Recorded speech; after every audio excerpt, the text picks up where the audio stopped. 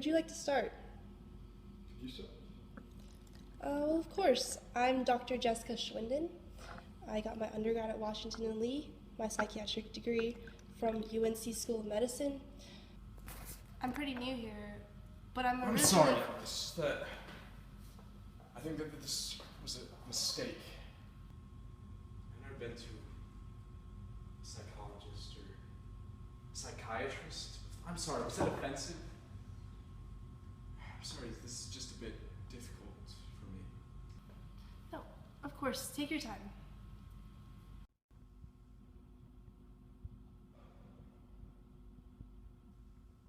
It began with coffee. I had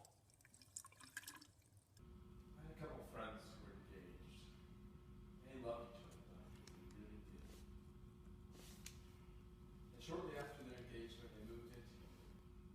Now you see, she was a coffee lover.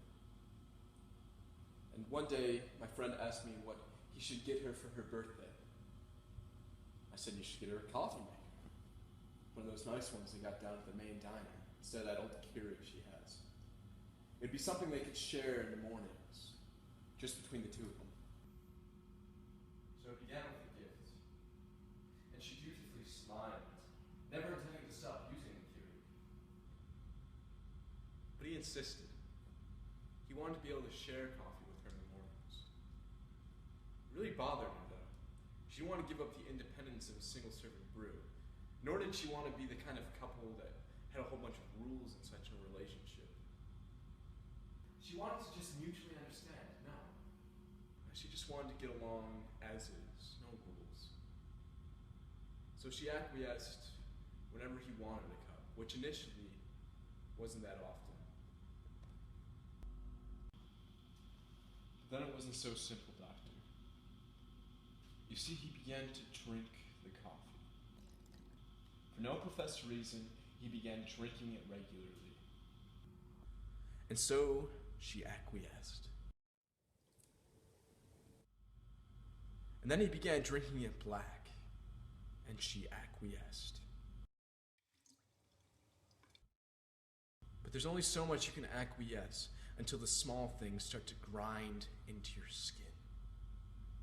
Things so insignificant that they can't be filtered out, so they build up. And they build up. Until finally it all bubbles over. So what will understanding save you then, Doctor?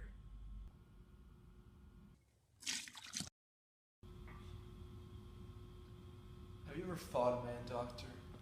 The most prominent detail I can remember is the red glow of the exit sign. I almost got torn apart by a man that day.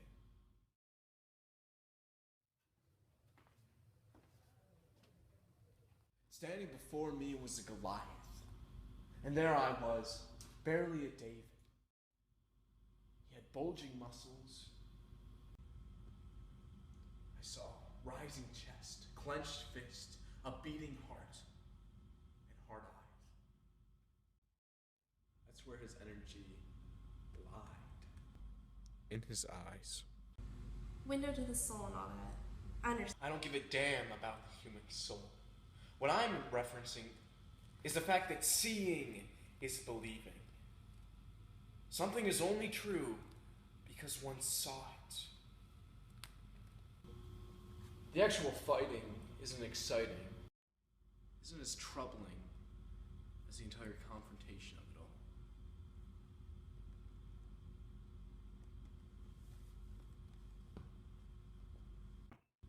I actually found myself in a coffee shop later that day.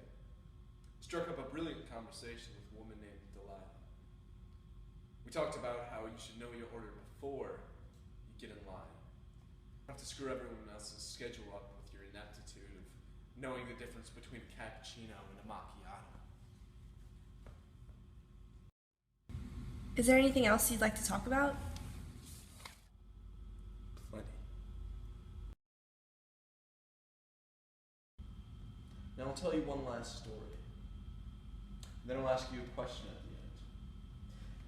It's really more of a game, I suppose. Are you ready? Yes?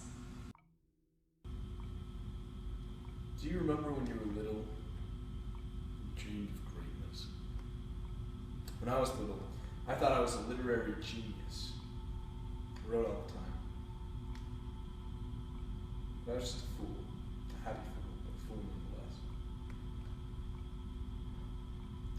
My senior year, we had to write a paper, one that we could use for like college admissions, but with a touch of creativity.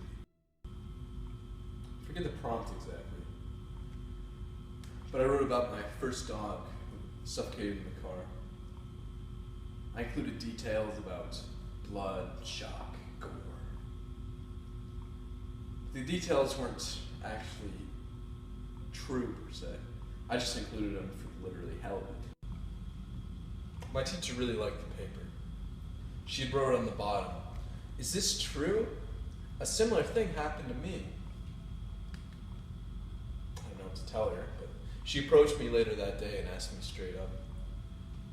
I said to her, yes, it was true. Because it was a lie, but founded in a kernel of truth. Have you ever noticed how awfully hard it is to say something when you really want to? You got nothing to say. I guess you got something to say. But something comes between us and honesty. Because of that, nothing really comes to mind.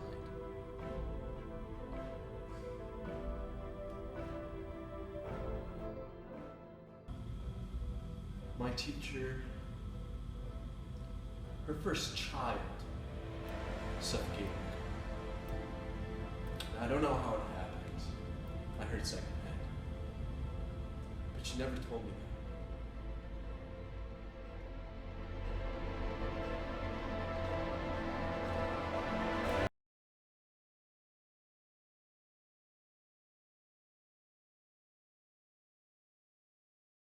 She had the audacity to write that comment at the bottom of my paper.